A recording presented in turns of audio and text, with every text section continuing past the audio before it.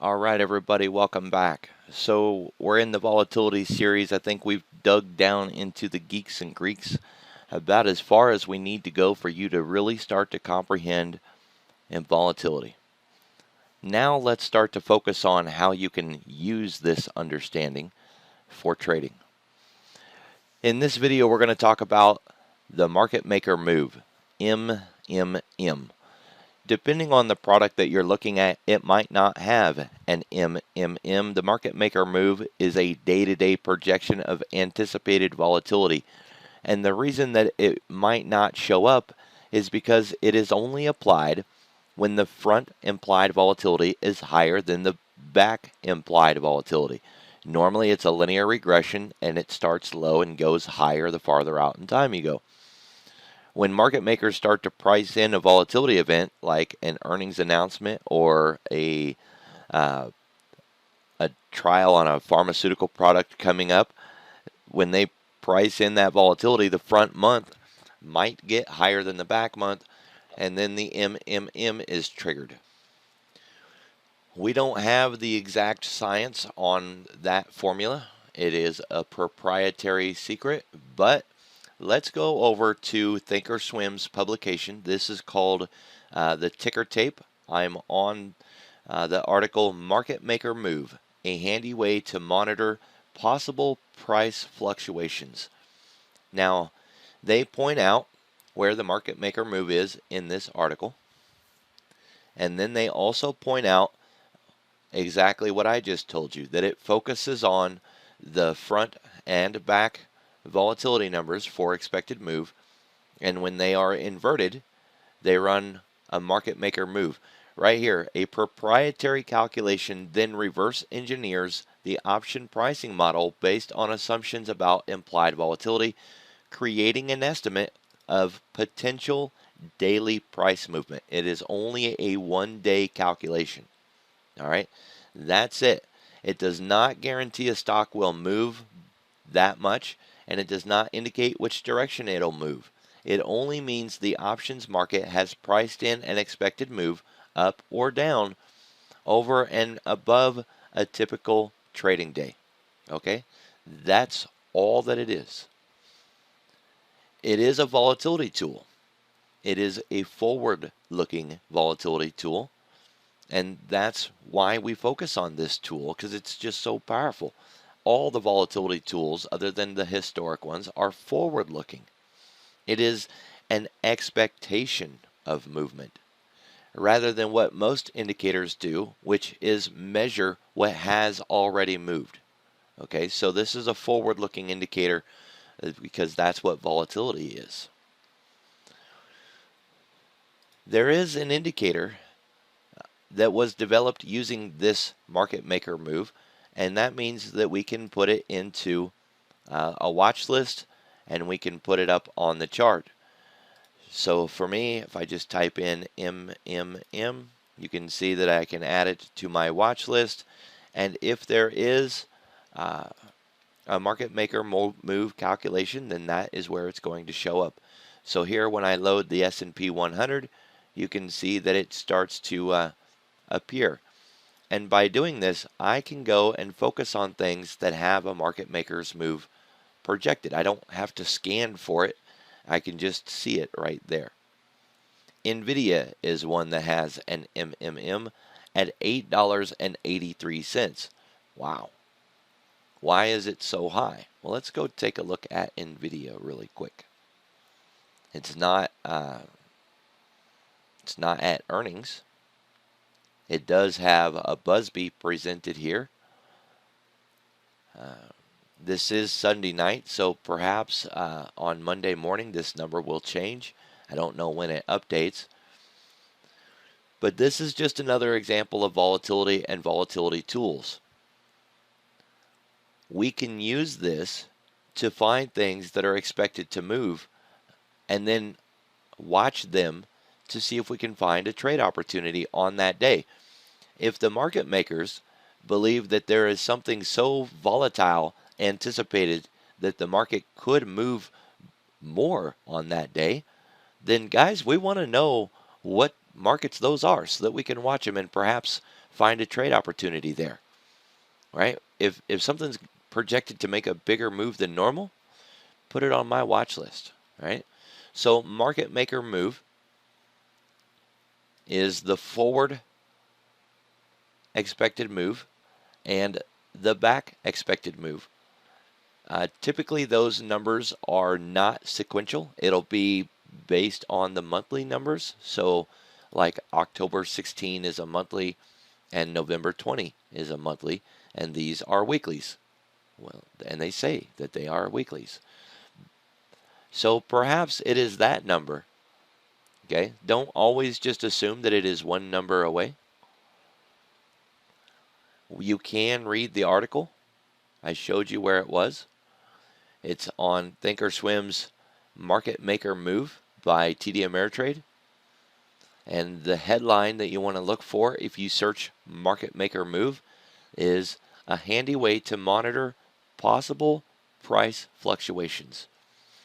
You could build a watch list every morning that just has companies with MMM, and then you could weed out the ones that you would absolutely not want to trade. All right, so I think we about hammered that one to death. Let's look at another tool that ties in with volatility. This one's going to be good for anybody. It doesn't matter what kind of trader you are, stocks or options or futures. And this one's going to be the cone of probability.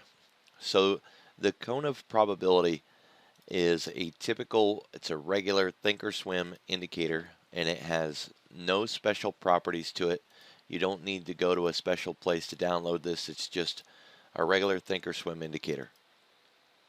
The reason that it will be useful for everybody is because it gives you a monthly distance of how far a market could move with its current level of implied volatility. Now there's a few key things to point out on this if you're going to start using it and you want to make sure that it works for what you're trading.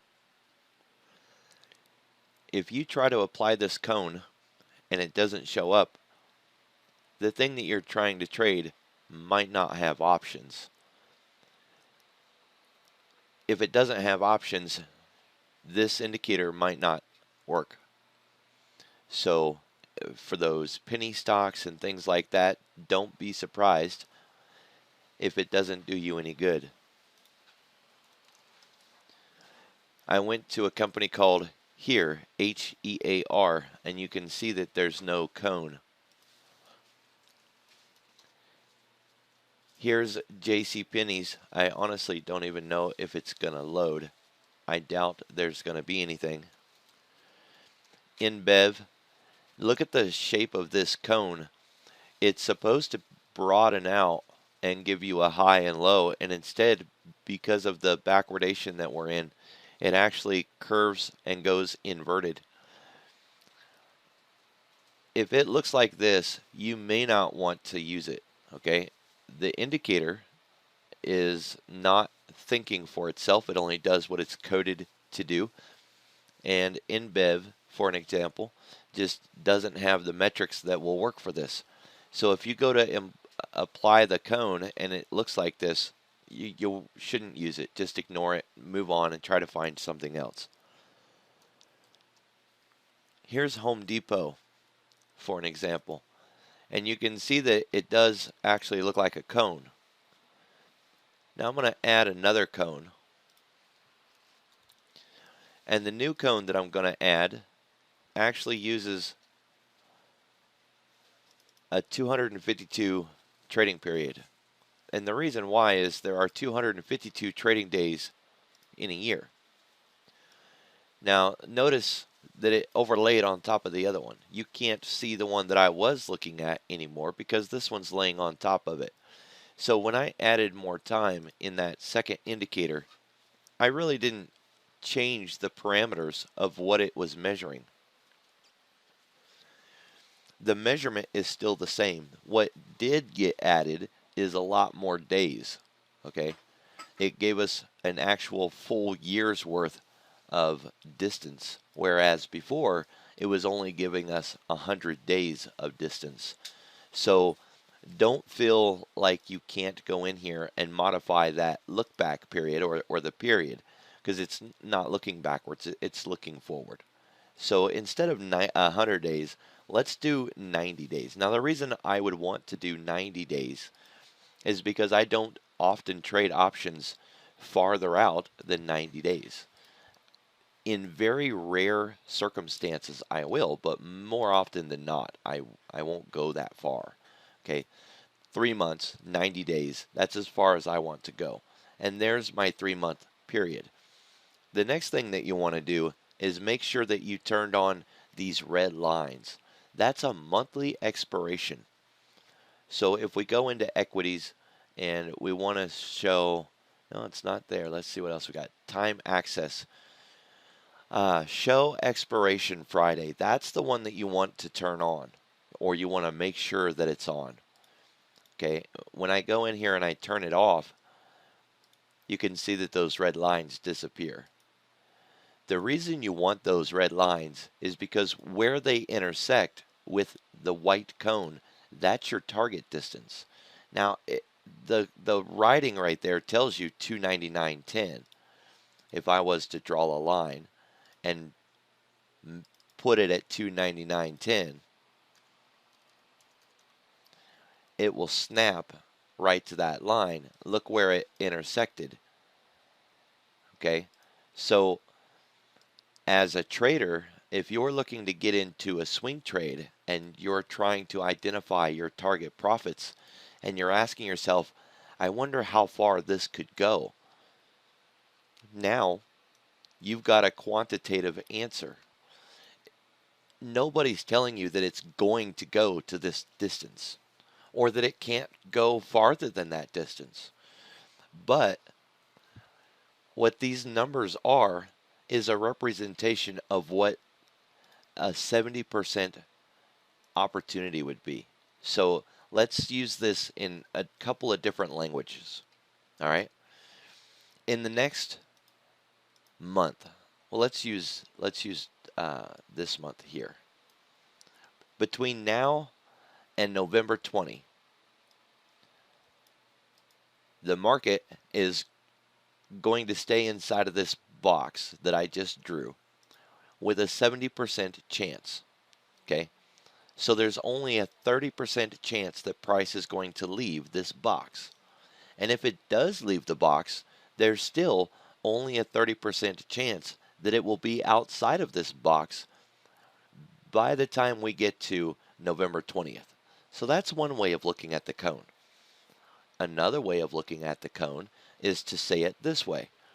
70% of the next few days, however many days this is, okay? Today's October 8, and we're talking about November 20. Between now and November 20, price is going to stay inside of this range 70% of the time, or 70% of all price action between now and November 20 is going to be inside of this range. You see how it keeps, no matter what language we use, it just keeps coming back to that same logic. That we've got a very good likelihood that price will not only stay in this range, but that if it does leave, it will come back into the range by the time we get to November 20. That's accurate up to 70%. We can do better. We can increase our probabilities by whatever percentage we want. The technically, this is a 68% chance. It's right here. But what if I wanted a greater probability? What if I wanted an 80% probability? I can put it in right there. So now I've just changed the cone. And now price is going to stay inside of this cone 80%. Or 80% of all price action between now and November 20 is going to be inside of this box. Okay? And you can see how much more it added on. I'm going to change those colors. you can see that we've changed and we've added how far a market could move, and we've increased our accuracy. We can now say that we're 80% certain that price will be either in this range at expiration, or that most of the trading action is going to be inside of this range between now and November 20 with an 80% accuracy. We can continue to increase this, okay, all the way up to a 90 or a 95 or a 99% accuracy. I don't think you'll ever find anybody who says 100%, and if they do, then they're using the wrong language. When something is at a greater than a 90% probability or a 99% probability, if it starts to get to 99.999 probability, they don't say they're 100% certain. They say it's highly unlikely. That's the language that is used by statisticians. They won't say it's not possible. They won't even say it's not probable. They'll say it's highly unlikely. Okay? That's the language that is used. So now you can see that I bumped it a lot higher, and the distance has increased even more. And we have an even greater chance of being right. The price is going to stay inside of all of this with a 98% chance of success that we're going to stay inside of this box between now and November 20. The market's a very fair and balanced market. If you build a trade, whether it's stocks or options or whatever, with a very, very high rate of success or a very big probability of winning, there's not going to be a lot of money in it, okay? Because who's going to take the other side? Think about it. If you have a 98% chance of winning, somebody else had to take a trade that had a 2% chance of winning.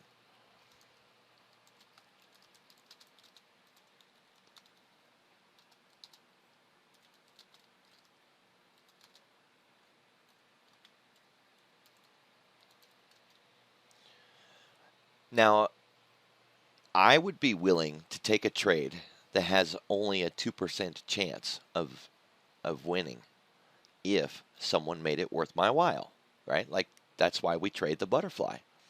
The butterfly has a very low chance of winning, but when you win, the first target payout on a butterfly is 300% the way I build it. So when I do win, I'm hitting 300%. And when I do lose, I lose a very small amount of money. So I lose a lot. But when I finally do win, I make a lot of money. Okay? When you're dealing with probabilities in the market, if you have a really high chance of success, you're not going to have a lot of profit in it. If you have a trade that has a lot of profit opportunity, there's only two ways to get. One, either you risk a lot of capital to make a lot of capital, or you're in a trade that doesn't have a very high chance of success. That's the only two ways you can get a trade in options that have a high payout probability.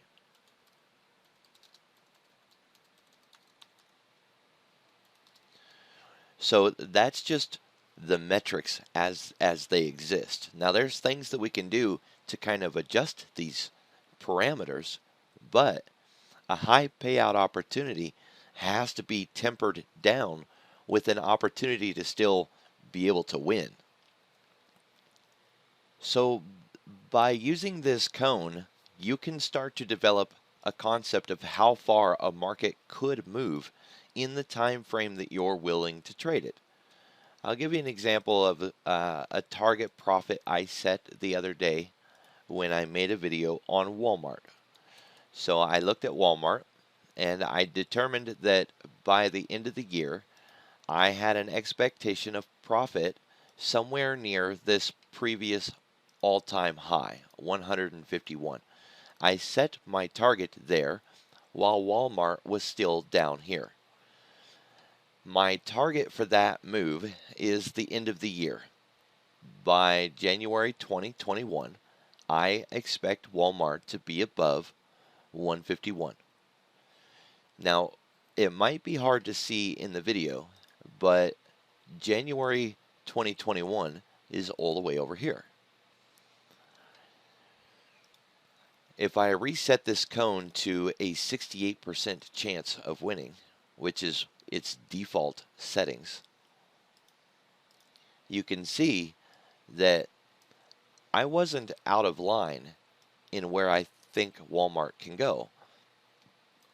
I set a target that is well within the boundaries of how far Walmart could move between now and the end of the year.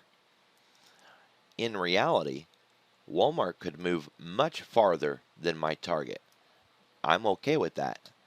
I didn't bet that it's going to only be at that level. I just said I believe it can get there, at least there, before we get to the end of the year. It can go much farther. It has the opportunity to go much farther. There is enough embedded implied volatility for the market makers to project a move much greater than this. Okay? And in fact, another $11 beyond my target by the end of the year. So will it make that move? I don't know, and nobody does, right? Nobody can predict the future, but my price target isn't too far away. Those words, too far away, is often words that a new trader gets horribly wrong. One reason for that is because all of us are very bad at measuring or assuming or guessing. Okay?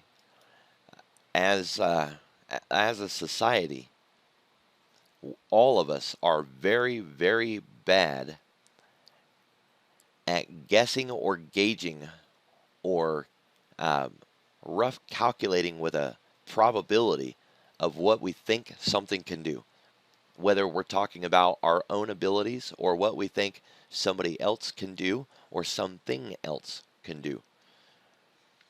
So new traders often believe that a market can go a lot farther than it really can. And in options, you don't just have to get the direction right. You have to get the time right, or a lot of your options trades are going to lose. So if I was to set a target of $200 on Walmart, sure, it's possible that Walmart could get to $200, but there's no telling when it will get to $200.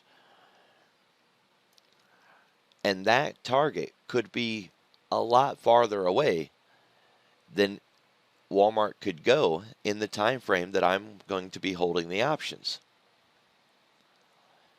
So this cone can give you time and distance. And that's a really valuable tool to help you in your trade. Guys, I appreciate your time. I hope that this is a part of the puzzle that will help you get some value out of these volatility videos and actually give you actionable intelligence. From here on out, these volatility videos are going to specifically target ways that we can use volatility to help us trade. This is the first step along that path. So I appreciate your time, and I look forward to seeing you at the next video.